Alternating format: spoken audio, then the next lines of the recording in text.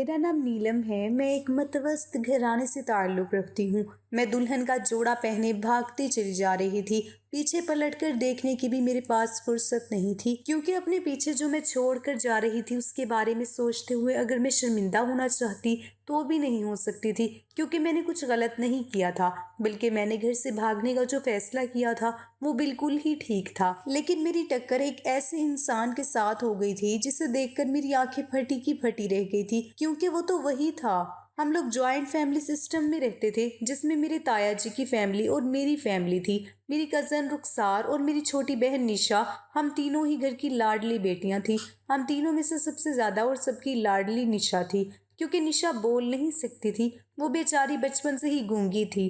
ताया जी ने उसका बहुत इलाज करवाया था, मगर उसका इलाज मुमकिन नहीं था, क्योंकि वो बचपन से ही अपनी आवाज़ खो चुकी थी। हम सब एक दूसरे से बहुत प्यार करते थे। निशा अपने वालिदैन की लाडली बेटी थी, जबकि हम 3 भाई बहन थे।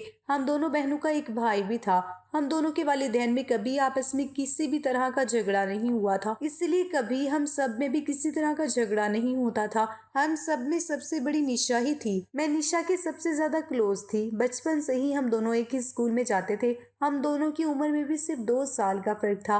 वो मुझसे 2 साल बड़ी थी। बचपन से लेकर जवान होने तक हम दोनों ज्यादातर साथ ही रहे थे। मैं उसकी हर बात को अच्छी तरह से समझती थी, क्योंकि वो इशारों से बातें किया करती थी। वो जहाँ भी जाती थी ताया जी हमेशा मुझे उसके साथ रहने के लिए कहते थे, क्योंकि वो मुझ पर बहुत भरोसा करते थे। वो ये बात अच्छी तरह से जानते थे कि मुझसे ज्यादा बचपन से लेकर अब तक निशा का ख्याल किसी ने नहीं रखा। हमारी जिंदगी बहुत अच्छी गुजर रही थी। वैसे तो हम सब लोग मिडिल क्लास फैमिली से मतवस्त करते थे, अच्छे खाते पीते लोग थे। हमारे घर में किसी चीज की कोई कमी नहीं थी। ताया जी का एक बड़ा सा शोरूम था, जिसमें उनकी इनकम बहुत अच्छी होती थी, और मेरे पापा सरकारी पोस्ट ऑफिस में अच्छी पोस्ट पर नौकरी करते थे। उनकी भी अच्छी सैलरी थी। निशा की पढ़ाई कंप्लीट हो चुकी थी, और मेरी भी। हमारे छोटे भाई बहन अभी पढ़ाई कर रहे थे। ताया जी चाहते थे कि वो निशा की शादी कर दे, मगर आज के जमाने में लोगों को घर की बहू में सारी खूबियां चाहिए। लड़की खूबसूरत भी होनी चाहिए, अमीर खानदान की भी होनी चाहिए, और उसके अंदर किसी तरह की कोई कमी भी नहीं होनी चाहिए। ऐसी लड़कियों की शादी जल्द हो जाती है। निशा बहुत खूबसूरत थी, मगर उसके अंदर कमी ये थी कि वो बोल नहीं सकती थी। इसी वजह से उसका कहीं रिश्ता नहीं हो पा रहा था। फिर मेरे पापा के एक दोस्त ने निशा के लिए उनको अपने पड़ोस में रहने वाले एक लड़के के बारे में बताया था। उन्होंने कहा था कि लड़का देखने में बहुत अच्छा है, शरीफ है, उसका अपना घर है, और उसके आगे पीछे भी कोई नहीं है, मगर लड़का तुम्हारे स्टैंडर्ड का नहीं है। मामूली सी नौकरी करता है, 40,000 महीना कमाता है, लेकिन मुझे उम्मीद है कि तुम्हारी बेटी वहाँ बहुत खुश रहेगी। पापा ने कहा था कि अगर उस लड़के को पता चल गया कि हमारी बेटी गूंगी है तो शायद वो इस रिश्ते से इनकार कर दे।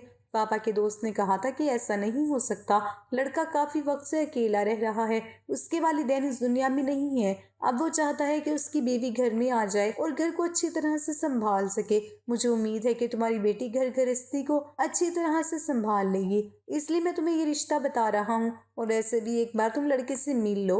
अगर तुम्हें लड़का पसंद आ जाए और तुम्हारी बेटी से शादी करने में कोई इतराज ना हो तो फिर ये रिश्ता कामयाब हो सकता है। लेकिन मैं तुम्हें लड़की की नौकरी के बारे में बता चुका हूँ। पापा ने कहा था कि हमें लड़के की नौकरी से कोई मतलब नहीं है। वैसे भी मेरी भैया के पास अल्लाह का दिया सब कुछ है, और उनका जो कुछ भी है वो उनकी बेटी का ही तो है। आखिरकार निशा उनकी इकलौती बेटी है। वो अपना सब कुछ निशा के नाम कर देंगे। शादी के बाद उनकी बेटी को इस तरह की कोई परेशानी ही नहीं होगी। लड़का चाहे तो उनका शोरूम भी संभाल सकता है।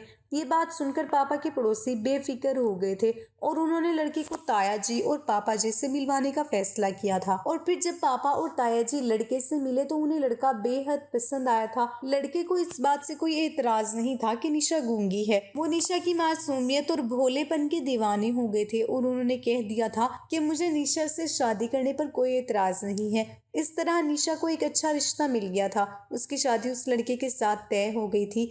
ताया जी ने भी सोच लिया था कि वो अपनी बेटी की शादी को धूमधाम से करेंगे। आखिरकार उनकी बेटी को एक परफेक्ट रिश्ता मिल गया है। लड़का कम कमाता है तो क्या हुआ, उनका जो कुछ भी है वो उनकी बेटी का ही तो है। वो शादी पर बहुत सारा जहेज देंगे ताकि उनकी बेटी ससुराल में जाकर खुश रह सके।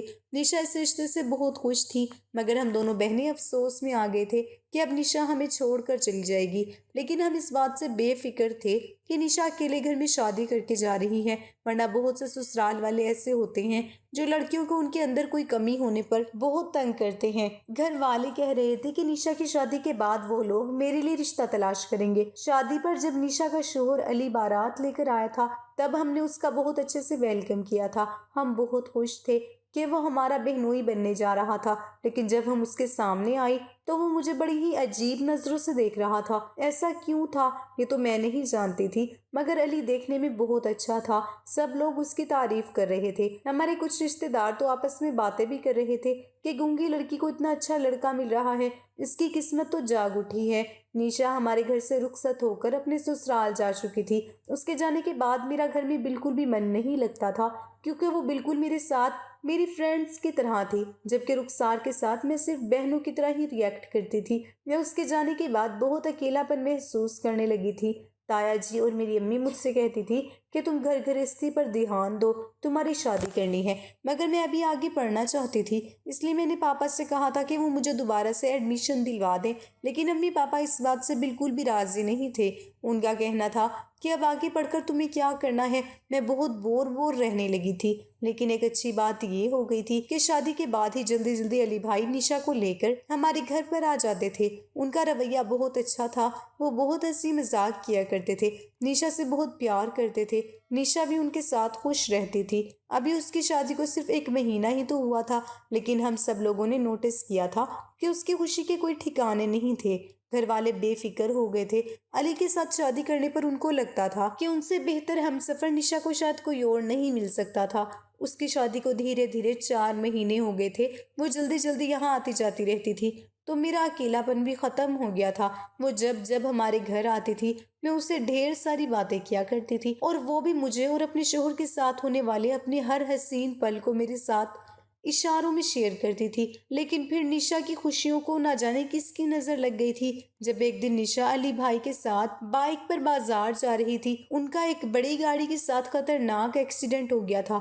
निशा की रीढ़ की हड्डी में बहुत गहरी चोट आई थी, जबकि अली को मामूली सी चोट आई थी, तो वो जल्द ही ठीक हो गए थे। लेकिन उसको डॉक्टर ने बेड रेस्ट बता दिया था। काफी दिनों तक निशा को ट्रीटमेंट चलता रहा था, लेकिन फिर भी निशा ठीक नहीं हो सकी थी। अब वो बेचारी बिस्तर से लगकर रह गई थी, उससे कोई काम भी नहीं होता था। डॉक्टर ने कहा था कि उससे बिल्कुल ही सीधा बेड पर लेटने देना है, जबकि उसके सारे काम भी बेड पर ही होने चाहिए। निशा को लेकर घर में बहुत परेशानी थी। अली भाई भी उसकी वजह से बहुत परेशान रहने लगे थे। उन्हें हमेशा उसकी फिक्र लगी रहती थी। इसी तरह करते करते उसकी शादी को 9 महीने गुजर गए। उनके घर के हालात अब दिन ब दिन बिगड़ते जा रहे थे, क्योंकि अब अली भाई निशा की वजह से नौकरी पर नहीं जा पा रहे थे। सारा दिन वो उसकी खिदमत में लगे रहते थे। एक दिन अली भाई हमारे घर आए और उन्होंने अम्मी और ताई जी के सामने कहा कि मुझे आप लोगों से एक मदद चाहिए, जबकि ताई जी ने कहा था कि हाँ हाँ बेटा बताओ, हम तो तुम्हारी हर तरह से मदद करने के लिए तैयार हैं।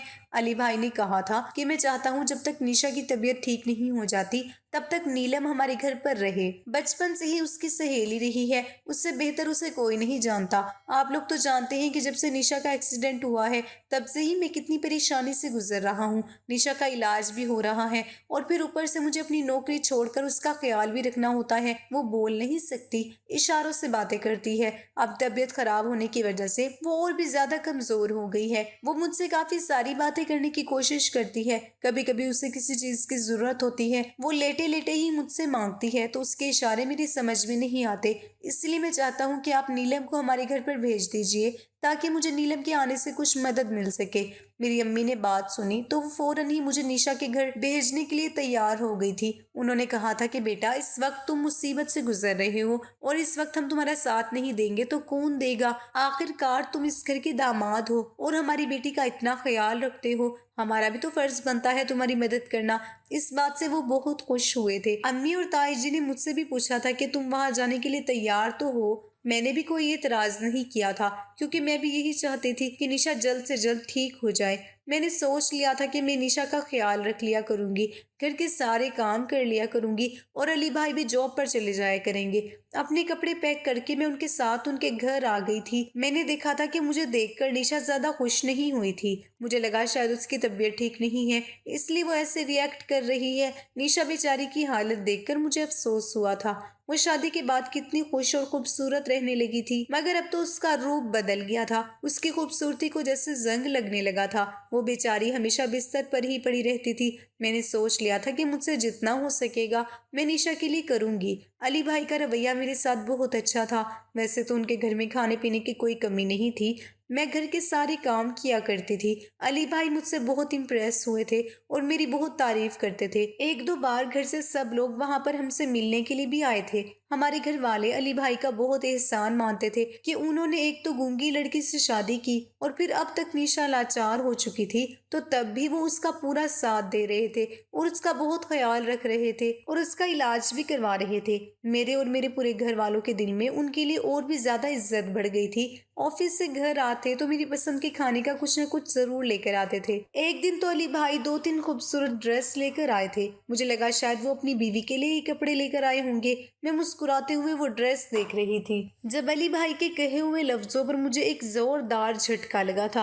वो कहने लगे कि सारे ड्रेसेस तुम पर बहुत अच्छे लगेंगे, इसीलिए आज से तुम यही कपड़े पहनना। मैं तुम्हारे लिए इस तरह की और भी ड्रेस ले आऊंगा। अली भाई की बात सुनकर मुझे हैरानी हुई थी, क्योंकि मैं इस तरह की ड्रेस नहीं पहनती थी। शुरू से ही मैं सूट पहनती थी। भला मैं ऐसे कपड़े पहनकर उनके घर में कैसे रह सकती थी। वो ड्रेस बहुत तंग थे। ऐसे कपड़े तो मैं किचन में पहना करती थी। मुझे लगा शायद अली भाई ये सोचकर मेरे लिए ये कपड़े ले आए हैं, क्योंकि मेरी सोच थोड़ी मॉडर्न ख्यालात की थी। लेकिन अपनी फैमिली की वजह से मैं ऐसे कपड़े नहीं पहनती थी। मैंने अली भाई से साफ इनकार कर दिया था कि मैं ऐसे कपड़े नहीं पहनती। मेरी बात सुनकर अली भाई का चेहरा उदास हो गया था। वो कहने लगे, मैं अपनी बीवी के लिए ऐसे कपड़े लाना चाहता था, मगर वो तो अब किसी काबिल ही नहीं रही, तो सोचा कि तुम्हारे लिए लेकर चलता हूँ। चलो कोई बात नहीं, अगर तुम्हें ये कपड़े नहीं पहनने तो मत पहनना, मगर तुम ये कपड़े किसी और को दे देना, मैं इनको वापस नहीं कर सकता। अली भाई की बात सुनकर मैं शर्मिंदा हो गई थी, इसलिए मैंने वो कपड़े अपने पास रख लिए थे। एक दो बार तो मैंने वो कपड़े पहन लिए थे जिन्हें पहने हुए देखकर अली भाई मुझसे बहुत खुश हुए थे। उन कपड़ों को पहनकर मैं बेहद खूबसूरत लगती थी। अली भाई ने कहा था कि ऐसे कपड़े पहनकर तुम बहुत अच्छी लगती हो, तुम ऐसे ही कपड़े पहना करो, तुम देखने में बिल्कुल किसी मॉडल की तरह लगती हो, इसलिए तुम्हें कपड़े भी इसी तरह के पहनने चाहिए। मगर तुम बहन जी टाइप के कपड़ों में बिल्कुल बहन जी ही लगती हो। ऐसे कपड़े तुम्हें सूट नहीं करते, तुम्हें इस तरह के ही कपड़े अच्छे लगते हैं। अली भाई की बात सुनकर मैं उनसे नजरें मिलाने के काबिल नहीं रहती थी। वो कुछ गलत भी तो नहीं कह रहे थे। मेरी फ्रेंड्स भी मेरे बारे में कुछ इस तरह की बातें करती थी। अली भाई को अगर कोई भी चीज अच्छी लगती तो वो मेरे लिए लेकर आते थे। वो काफी सारा सामान अब तक मुझे लाकर दे चुके थे। कहते थे कि तुम हमारे घर में रहती हो, तुम्हारी हर छोटी से छोटी और बड़ी सी बड़ी जरूरत का ख्याल हमें ही रखना है। अली भाई हमेशा मेरी तारीफ करते रहते थे। मुझसे कहते कि तुम्हें तो रानी बनाकर रखना चाहिए। मैं अली भाई की हमदर्दी को उनका अच्छा नेचर समझती रही। मैं इस बारे में निशा को बताती तो वो मुझे कुछ बेचैन सी नजर आने लगती थी। अली भाई मेरे करीब आते तो निशा की आंखें मुझे इशारे करने लगती थी। वो ना जाने क्यों मुझे अली भाई के साथ देखकर बड़ी ही अजीब अजीब हरकतें करती थी। ऐसा लगता था जैसे वो मुझे खबरदार करने की कोशिश करती थी, मगर मैं उसके ऐसे इशारे कभी नहीं समझ पाई थी। मैं परेशान होकर उसे देखती तो अली भाई नरमी से मेरा कंधा थपक कर मुझे दूसरे कमरे में भेज देते। अली भाई जो मेरी तरफ देखकर कहते कि जब से निशा का एक्सीडेंट हुआ है वो अजीब अजीब तरह की हरकतें करने लगी है, तुम परेशान मत हो, मैं इसे संभाल लूंगा, तुम जाओ। अली भाई की बात सुनकर मैं भी बेफिक्र होकर दूसरे कमरे में चली जाती थी। मुझे यहाँ पर रहते हुए अब काफी टाइम हो गया था, इसलिए मैं अपने घर जाना चाहती थी। मगर जब भी मैं अपने वालिदैन से घर आने की बात करती तो वो लोग कहते कि अभी तुम वहीं पर रहो, जब तक निशा उठने बैठने के काबिल नहीं हो जाती तब तक तुम्हें उसका ख्याल रखना होगा। लेकिन निशा की तबीयत में अभी कोई सुधार नहीं आया था। जैसे जैसे दिन गुजरते जा रहे थे मेरा दिल निशा के घर में लग गया था। एक तो मुझे ये बेफिक्री भी थी कि मैं उसका अच्छे से ख्याल रख रही हूँ, और इस बात का यकीन भी था कि वो जल्द ही ठीक हो जाएगी। उसके खाने पीने से लेकर उसके कपड़े बदलने, उसका हर पर्सनल काम करना, सब कुछ मैंने अपने जिम्मे ले लिया था। और मुझे ये सुकून भी था कि अली भाई बहुत अच्छे थे। मैं अली भाई की भी एक दो बार इसी तरह से तारीफ कर देती तो वो कहते थे कि कोई बात नहीं, अगर मैं तुम्हारा ख्याल रखता हूँ तो तुम्हारी बहन का भी तो बहुत ख्याल रखता हूँ ना। مجھے لگتا تھا کہ علی بھائی مجھے اپنی چھوٹی بہن سمجھ کر میرا اتنا خیال رکھتے ہیں۔ مجھے کبھی بھی علی بھائی کے رویے پر شک نہیں ہوا تھا۔ حالانکہ کچھ وقت گزرا تو دھیرے دھیرے میں نے نوٹس کیا تھا کہ علی بھائی میرے قریب ہوتے جا رہے تھے۔ میں جب اپنے کمرے میں رات کو آرام کرنے کے لیے جاتی تو وہ میرے کمرے میں آ جاتے تھے، بہانے بہانے سے میری تعریف کرتے ہوئے مجھ سے ادھر ادھر کے سوال کرنے لگتے تھے، اور کبھی نیند نہ آنے کا بہانہ کر کے میرے پاس رات کو کافی دیر تک بیٹھے رہتے تھے، اور ہمیشہ میرے کمرے میں آ کر اکیلے پن کا رونا روتے تھے۔ کہتے تھے کہ اگر تمہاری بہن ٹھیک ہوتی تو آج میں اس کے ساتھ ٹائم سپینڈ کر رہا ہوتا، مگر وہ رات کو دوائی کھانے کے بعد جلدی ہی سو جاتی ہے، اس لیے مجھے بہت اکیلا پن محسوس ہوتا ہے۔ ایک دن تو وہ کہنے لگے کہ اچھا ہوا تم اس گھر میں آ گئی ہو، تمہارے آنے سے میرے گھر میں بہت رونق ہو گئی، ورنہ جب سے نشا کا ایکسیڈنٹ ہوا ہے گھر بالکل ویران ہو کر رہ گیا تھا۔ گھر میں کسی طرح کی خوشی نہیں تھی، سارا دن لوگوں کے ساتھ اپنا ٹائم ضائع کرتا رہتا ہوں۔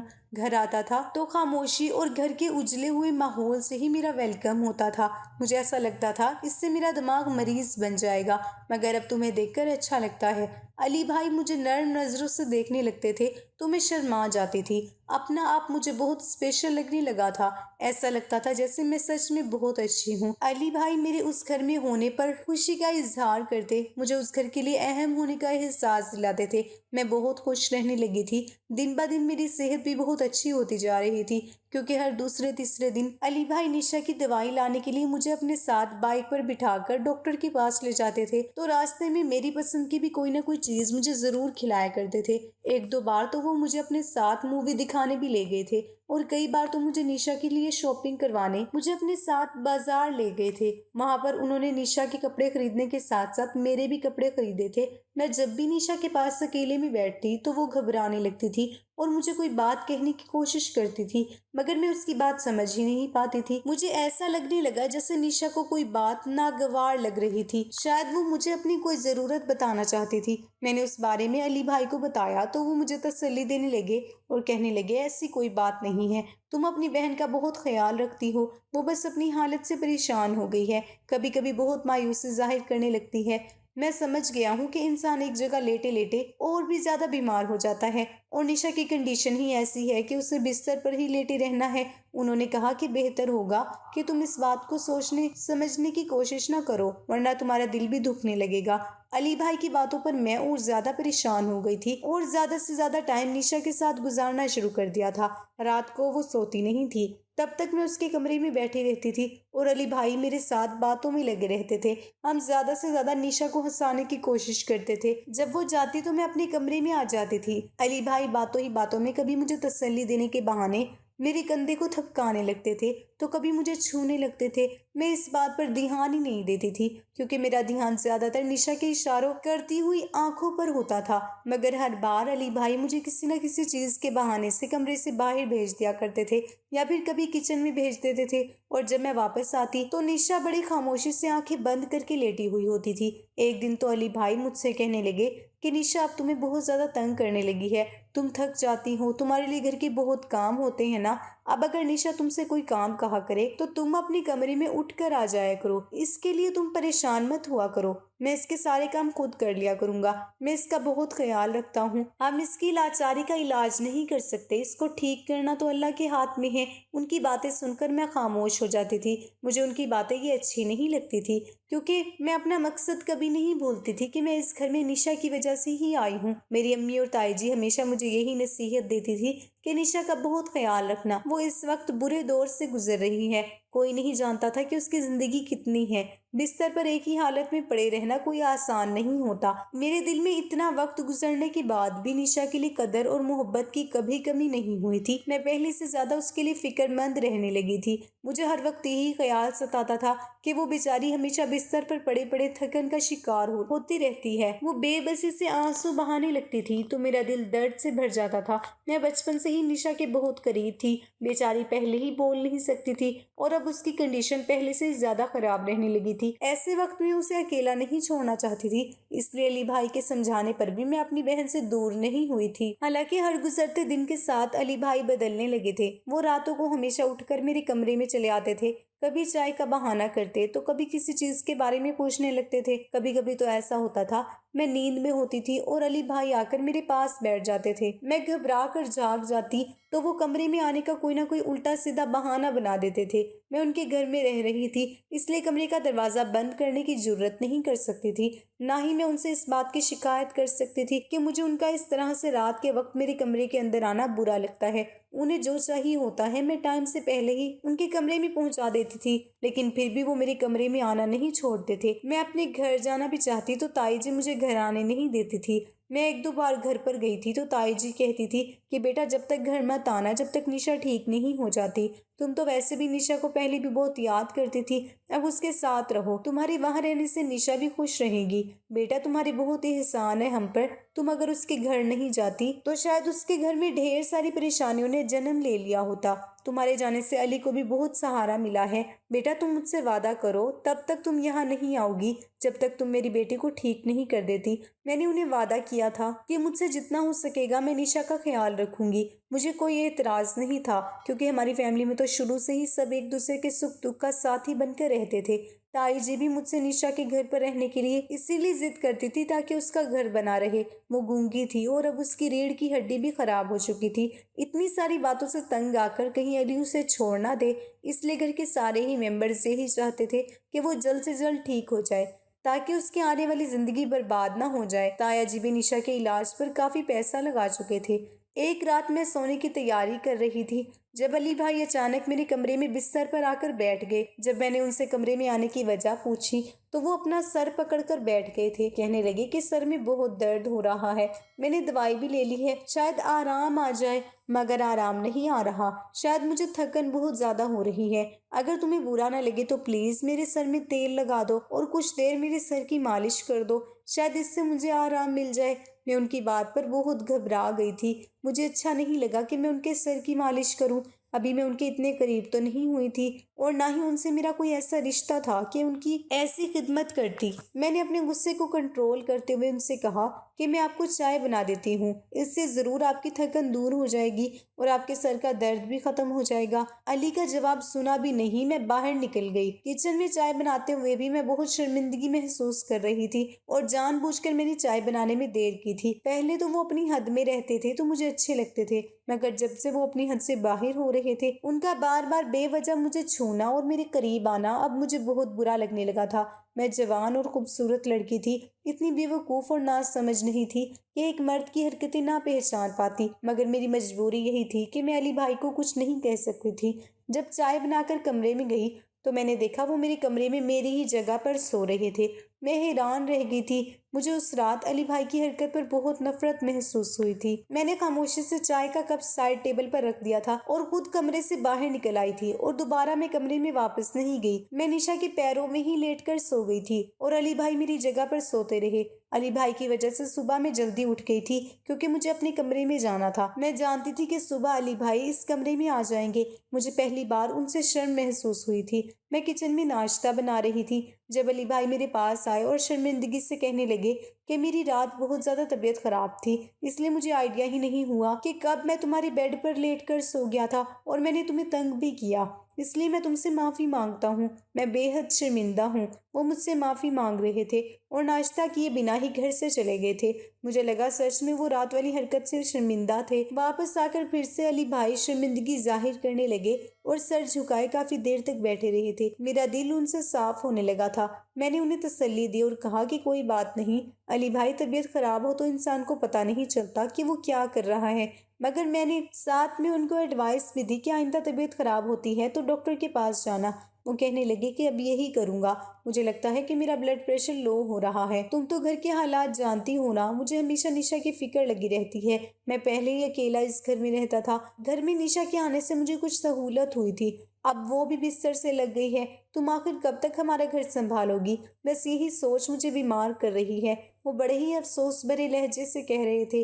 میں نے کہا کہ علی بھائی، میں یہاں نشا کے لیے آئی ہوں، میں نے کسی پر کوئی احسان نہیں کیا اور جب تک نشا زندہ ہے میں اس کا خیال رکھوں گی، چاہے مجھے یہیں پر رہنا پڑے۔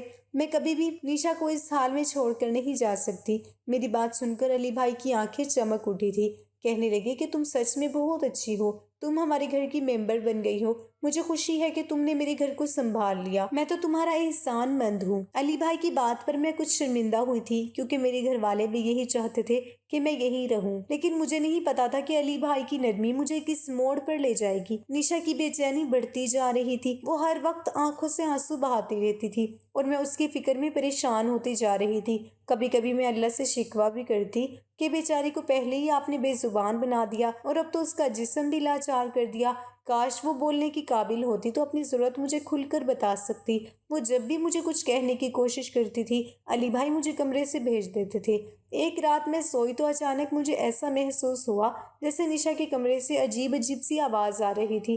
میں گھبرا کر اٹھی کہ شاید نشا کو کسی چیز کی ضرورت ہے۔ میرے دماغ سے علی بھائی کا خیال نکل چکا تھا۔ مجھے یاد نہیں رہا کہ رات کے وقت علی بھائی اس کے پاس ہوتے تھے اور اس کی کوئی بھی ضرورت پوری کر سکتے تھے۔ میں اپنے کمرے سے نکل کر بھاگتے ہوئے نشا کے کمرے میں گئی، مگر دروازے پر ہی مجھے رکنا پڑا کیونکہ سامنے جو نظارہ میں نے دیکھا تھا اسے دیکھ کر میرے پیروں تلے سے زمین نکل گئی تھی۔ میں آگے بڑھ کر علی بھائی کو روکنا چاہتی تھی مگر میرا جسم یہ حرکت کرنے سے انکار کر چکا تھا۔ میں واپس اپنے کمرے میں لوٹ آئی تھی اور اپنا سر پکڑ کر بیٹھ گئی تھی۔ ساری رات میں سو نہیں پائی تھی۔ میری آنکھوں میں نشا کی تکلیف سے پیلا پڑا ہوا چہرہ گھوم رہا تھا۔ اگلی صبح جب میں نشا کے پاس ناشتہ لے کر گئی تو اسے دیکھ کر میں رو پڑی تھی۔ مجھے اس پر بہت ترس آیا تھا، وہ بیچاری اتنی تکلیف جھیل رہی تھی۔ علی بھائی مجھے دیکھ کر فکر مندی سے میرے پاس آتے ہوئے مجھ سے پوچھنے لگے کہ میں کیوں رو رہی ہوں۔ اب مجھے علی بھائی سے ڈر لگنے لگا تھا۔ میں نے جلدی سے اپنے آنسو صاف کیے اور کمرے سے نکل گئی۔ میرے دماغ میں بار بار یہی خیال آنے لگا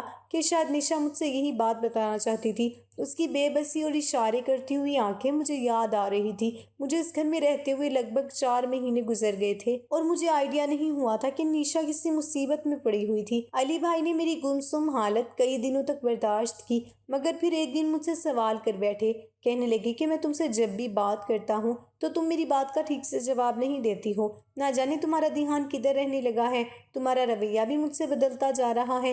کیا کوئی بات ہے تو پلیز مجھے بتا دو، میں اپنے گھر میں کسی طرح کا تماشا نہیں چاہتا۔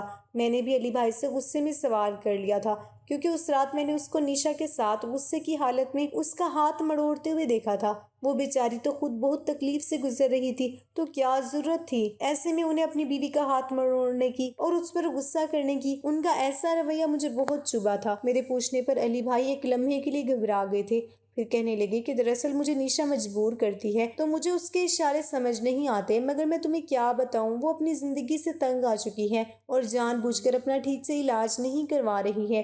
اتنے مہنگے ڈاکٹر سے اس کا علاج کروا رہا ہوں مگر وہ دوائیوں کو کھانے سے انکار کر دیتی ہے۔ شاید وہ اپنی موت کا انتظار کر رہی ہے اور مجھ سے یہ سب برداشت نہیں ہوتا، اس لیے کبھی کبھی غصے میں ایسا کر جاتا ہوں مگر میں بہت شرمندہ ہوں، مجھے ایسا نہیں کرنا چاہیے تھا۔ علی بھائی کی صفائی پر میں حیران رہ گئی تھی۔ مجھے بالکل آئیڈیا نہیں ہوا تھا کہ نشا ایسا کر رہی تھی کیونکہ میرے سامنے تو سب کچھ ٹھیک تھا، میں اسے دوا بھی دیتی تھی اور کھانا پینا اپنی نگرانی میں کرتی تھی، اس نے کبھی مجھے تنگ نہیں کیا تھا۔ حالانکہ رات کی دوائی ہمیشہ علی بھائی اسے دیا کرتے تھے اور شاید نشا نے اپنے شوہر سے کسی بات پر ناراض ہونے کی وجہ سے ایسا رویہ دکھا رہی تھی۔ میں سمجھ نہیں پائی تھی کہ وہ یہ سب کیوں کر رہی تھی۔ میں نے اسے 2-3 بار سمجھانے کی کوشش بھی کی تھی مگر اسے میری بات سمجھ نہیں آئی تھی۔ وہ اب کوئی اشارہ نہیں کرتی تھی اور آنکھیں بند کر کے لیٹی رہتی تھی۔ مجھے ایسا لگتا تھا جیسے وہ مجھ سے بات کرنے کی کوشش کرتے کرتے تھک چکی ہے۔ ایک رات میں اپنے کمرے میں سکون سے سو رہی تھی، تبھی علی بھائی پھر سے میرے کمرے میں آ گئے۔ وہ میرے بستر پر بیٹھے تو اس بار میں نے غصے سے علی بھائی کو دیکھا اور کہا کہ آپ کو کچھ بھی چاہیے تو دروازے پر کھڑے ہو کر ہی بتا دیا کریں، مجھے آپ کا اس طرح بار بار کمرے کے اندر آنا جانا اچھا نہیں لگتا۔ اس دن میں نے پہلی بار علی بھائی سے اس طرح سے بات کی تھی مگر اس کے بدلے میں علی بھائی نے میرے ساتھ جو حرکت کی تھی وہ مجھے حیرانی میں ڈال گئی تھی۔ وہ میرا منہ دبوچ کر کہنے لگے کہ میرے گھر میں رہتی ہو اور مجھے ہی غصہ دکھا رہی ہو، پہلے ہی میں تمہاری گونگی بہن کو برداشت کرتا ہوں مگر اب میرا صبر جواب دے چکا ہے۔ ایسا کہتے ہوئے علی بھائی نے مجھے دبوچ لیا۔ میں نے خود کو چھڑوانے کی بہت کوشش کی مگر اس رات علی بھائی نے مجھے اپنی اصلی حقیقت دکھا دی تھی۔ ان کی ایسی گری ہوئی حرکت پر میں بار بار چلا کر ان سے درخواست کر رہی تھی کہ وہ مجھے چھوڑ دیں مگر وہ میری بات نہیں سن رہے تھے۔ میری چیخیں تیز ہوتی جا رہی تھی، بچاؤ بچاؤ، مجھے اپنی عزت خراب ہونے کا ڈر تھا۔ لیکن اتنی ہی دیر میں اچانک کانچ ٹوٹنے کی آواز آئی تھی۔ یہ آواز بہت تیز تھی، شاید یہ آواز نشا کے کمرے سے آئی تھی۔ یہ آواز سن کر میں اور علی بھائی گھبرا گئے تھے کہ اچانک نشا کے کمرے میں کیا ہوا۔ انہوں نے مجھے چھوڑ دیا تھا اور وہ جلدی سے کمرے کے باہر نکل گئے تھے، جبکہ میں بھی ان کے پیچھے پیچھے بھاگتی ہوئی گئی تھی۔ لیکن جب ہم دونوں کی نظر نشا پر پڑی تو یہ دیکھ کر ہمارے ہوش اڑ گئے تھے کہ نشا زمین پر بے سدھ پڑی ہوئی تھی۔ اس کو دیکھ کر میری ایک زوردار چیخ نکلی تھی۔ وہ تو ہل بھی نہیں سکتی تھی، تو پھر وہ زمین تک کیسے آئی تھی؟ اس کے ہاتھ میں کانچ کے ٹکڑے تھے، شاید وہ سائڈ ٹیبل پر رکھا ہوا شیشے کا فلور اٹھا رہی تھی، یا پھر ایسا بھی ہو سکتا ہے کہ میرے چلانے کی آواز سن کر وہ مجھے بچانے کے لیے آ رہی ہو۔ اس کا جسم اس قابل نہیں تھا کہ وہ چل سکتی ہو، لیکن جب علی بھائی نے دیکھا کہ اس کی سانس نہیں چل رہی اور وہ اس دنیا سے جا چکی ہے، یہ سن کر میرے ہوش اڑ گئے اور اسی وقت میں بے ہوش ہو گئی تھی۔ اگلے دن تک میں بے ہوش پڑی ہوئی تھی، مجھے اپنا کوئی ہوش نہیں تھا۔ میری آنکھیں تو تب کھلی تھی جب مجھے لوگوں کے رونے پیٹنے کی آواز آ رہی تھی، پھر دھیرے دھیرے وہ آواز بڑھتی چلی گئی۔ میں بہت تیز بخار میں چل رہی تھی۔ جب رونے کی آواز سن کر میں گھبرا گئی۔ کچھ دیر بعد امی میرے کمرے میں آئی تھی اور مجھے گلے سے لگا کر پھوٹ پھوٹ کر رونے لگی۔ میں گھبرا گئی۔ انہوں نے مجھے بتایا کہ نشا اس دنیا میں نہیں رہی۔ امی سے پتا چلا کہ نشا کی موت صبح صبح ہوئی تھی۔ اس کی طبیعت اچانک بگڑی تو علی بھائی اسے ہسپتال لے کر گئے تھے۔ ڈاکٹر نے بتایا کہ اسے ہارٹ اٹیک ہوا ہے۔ یہ بات سن کر مجھے بہت رونا آیا تھا۔ شاید علی بھائی نے جو میرے ساتھ کیا تھا، اس کی چیخ پکار سن کر نشا کا بے بس دل یہ سب صدمہ برداشت نہیں کر پایا تھا۔ میں یہ سب کچھ کسی کو نہ بتا سکی تھی کہ نشا کی موت صبح کے وقت نہیں بلکہ رات کے وقت ہی ہو گئی تھی۔ وہ بیچاری مجھے بچانا چاہتی تھی، مگر وہ اس قابل نہیں تھی کہ مجھے بچا سکتی، اس لیے وہ اپنی زندگی کی جنگ ہار گئی۔ میں جانتی تھی کہ کوئی میری بات پر یقین نہیں کرے گا۔ وہ انسان سب کے لیے تھا ہی اتنا اچھا، کوئی نہیں جانتا تھا کہ وہ اتنا شاطر ہے۔ وہ الٹا میرے اوپر ہی نشا کی موت کا الزام لگا سکتا تھا۔ اسے لگتا تھا کہ وہ میرے ساتھ بھی غلط کرے گا تو سب کو یقین ہو جائے گا کہ نشا کی موت کا ذمہ دار بھی وہی ہے، اور میری عزت بھی اسی نے خراب کی ہے۔ اس لیے اس نے مجھے خاموشی سے بستر پر لٹا دیا تھا اور میرے گھر والوں کو انفارم کر دیا تھا کہ نشا کی طبیعت بگڑنے لگی ہے، وہ مر گئی ہے۔ نشا کی موت نے میری حالت کا بھرم رکھ لیا تھا۔ سب کو یہی لگنے لگا کہ اس کی موت کی وجہ سے میری حالت ایسی ہو رہی ہے۔ گھر میں موت کے ہنگامے ٹھنڈے ہوئے تو میرے والدین نے میرے لیے رشتے تلاش کرنا شروع کر دیے تھے، مگر کوئی بھی مجھے اپنے گھر کی بہو بنانے کے لیے تیار نہیں تھا، کیونکہ لوگ میرے والدین سے کہہ رہے تھے کہ نہ جانے کب سے تمہاری بیٹی نشا کے سسرال میں رہ رہی تھی اور اس کے علی بھائی کے ساتھ افیئر چل رہا تھا، لیکن ایسا کچھ بھی نہیں تھا۔ لوگوں نے میرے والدین کو بتایا تھا کہ ہم نے کئی بار علی کو اس کے ساتھ گاڑی پر گھومتے پھرتے دیکھا تھا اور وہ ان کے گھر میں رہ بھی اسی مقصد سے رہی تھی، مگر ایسا کچھ بھی نہیں تھا۔ یہی سب سوچتے ہوئے کہ میرا رشتہ کہیں نہیں ہو رہا، لوگ مجھے اور علی کو لے کر بدنام کر رہے تھے، اس لیے انہوں نے میرا رشتہ علی کے ساتھ ہی طے کرنے کا فیصلہ کر لیا تھا۔ وہ لوگ سوچتے تھے کہ شاید علی سے اچھا ہمسفر مجھے نہیں مل سکتا۔ جس انسان نے ان کی گونگی بیٹی کا اتنا خیال رکھا، وہی میرا بھی بہت خیال رکھ سکتا ہے، مگر میں اس رشتے کے لیے بالکل بھی راضی نہیں تھی۔ میں نے اس رشتے سے صاف انکار کر دیا تھا۔ میرے گھر والے تھے کہ زبردستی میرے ساتھ اس کی شادی کرنے پر تیار ہو گئے تھے۔ علی تو بیٹھا ہی اسی سہارے تھا کہ وہ مجھ سے شادی کر لے۔ آخرکار اسے میری گونگی بہن پسند نہیں تھی، اس نے تو شادی صرف دولت کے لیے ہی کی تھی۔ وہ یہ بات اچھی طرح سے جانتا تھا کہ نشا اپنے والدین کی اکلوتی بیٹی ہے، اور پھر وہ غریب ہے جسے خوبصورت لڑکی کے ساتھ ساتھ ایک امیر سسرال بھی مل رہا ہے۔ ماں باپ کے مرنے کے بعد سب کچھ بیٹی اور داماد کا ہو جائے گا۔ اس نے کافی دور تک کی سوچ رکھی تھی، مگر جب اس نے مجھے دیکھا تھا تو اس کی نیت مجھ پر بھی خراب ہو گئی تھی۔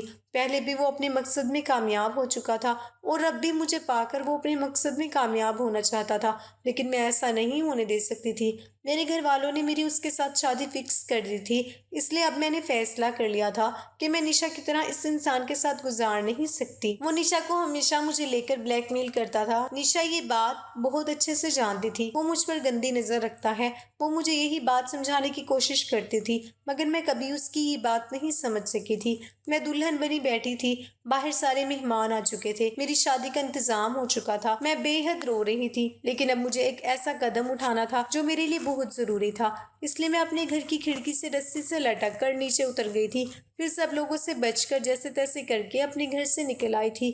میں لگاتار بھاگتی جا رہی تھی جب اچانک میری ٹکر بڑی سی گاڑی سے ہوئی تھی۔ مجھے ہلکی پھلکی چوٹ آئی تھی، مگر میں اٹھ کر پھر سے بھاگنا چاہتی تھی جب وہ انسان گاڑی سے نکل کر میرے قریب آیا اور مجھے سنبھالنے کی کوشش کرنے لگا، لیکن جیسے ہی میری نظر اس لڑکے پر پڑی تو یہ دیکھ کر میرے ہوش اڑ گئے تھے۔ کہ وہ لڑکا کوئی اور نہیں بلکہ میرے کالج میں پڑھنے والا میرا اور نشا کا بہت اچھا دوست تھا۔ مبشر کہنے لگا، نیلم تم یہاں پر کیا کر رہی ہو اور یہ تم نے اپنا کیا حال بنایا ہوا ہے، اور تم کہاں تھی؟ تم نہیں جانتی میں کتنے وقت سے تمہیں ڈھونڈ رہا ہوں۔ میں نے مبشر سے کہا تھا کہ آج میری شادی ہونے جا رہی ہے نشا کے شوہر کے ساتھ، میں وہاں سے بھاگ آئی ہوں۔ وہ میری بات سن کر چونک گیا تو میں نے اسے پوری بات بتائی۔ میں نے اس سے کہا کہ میں اس انسان سے شادی نہیں کرنا چاہتی جو اتنا گھٹیا ہے، اس لیے میں سب کچھ چھوڑ چھاڑ کر بھاگ رہی تھی۔ مبشر کہنے لگا کہ میں تمہیں اپنے ساتھ لے کر چلنے کے لیے تیار ہوں، میں تم سے شادی کروں گا۔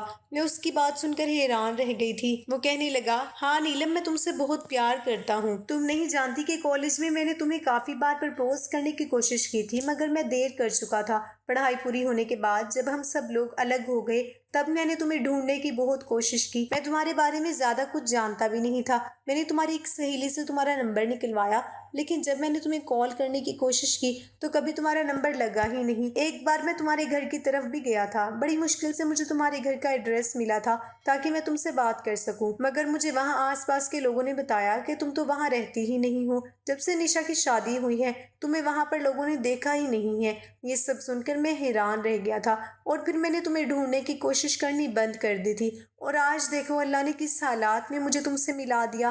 مبشر کی بات سن کر میری آنکھوں میں آنسو آ گئے تھے۔ یہ بات تو میں جانتی تھی کہ وہ مجھے پسند کرتا تھا، کیونکہ کالج ٹائم سے ہی وہ میرے ساتھ کچھ ایسی حرکتیں کرتا تھا جس سے مجھے ایسا لگتا تھا کہ وہ مجھ سے یک طرفہ محبت کرتا ہے، مگر میرے دل میں اس کے لیے کوئی ایسی بات نہیں تھی۔ لیکن آج جب وہ مجھے ایسے حالات میں اپنی محبت کا اظہار کر رہا تھا تو میرے دل میں اس کے لیے محبت جاگ اٹھی تھی، اور پھر میں نے اپنے گھر والوں کے بارے میں بنا کچھ سوچے سمجھے ہی اس کے ساتھ شادی کر لی تھی، اور میں اس کی بیوی بن کر آج ایک خوشحال زندگی گزار رہی ہوں۔ لیکن میں واپس پلٹ کر کبھی اپنے گھر والوں کے پاس نہیں گئی۔ میں جانتی تھی کہ وہ لوگ مجھے دوبارہ سے اس درندے کے حوالے کر دیتے۔ کچھ لوگ باہر سے دیکھنے میں جتنے اچھے ہوتے ہیں اصل میں اندر سے وہ کچھ اور ہی ہوتے ہیں، اس لیے لوگوں کو پرکھنا سیکھیے۔ ہر انسان جیسا باہر سے دکھتا ہے وہ اندر سے ویسا بالکل بھی نہیں ہوتا۔ میں جانتی ہوں کہ میرے گھر والے آج بھی مجھے غلط سمجھتے ہوں گے، لیکن مجھے ان کی ایسی خوشیوں سے کوئی فرق نہیں پڑتا جس سے میری ساری زندگی کا نقصان ہو۔ آپ لوگ ہی بتائیں کہ کیا میں نے گھر سے بھاگ کر اور مبشر کے ساتھ شادی کر کے صحیح کیا یا پھر غلط؟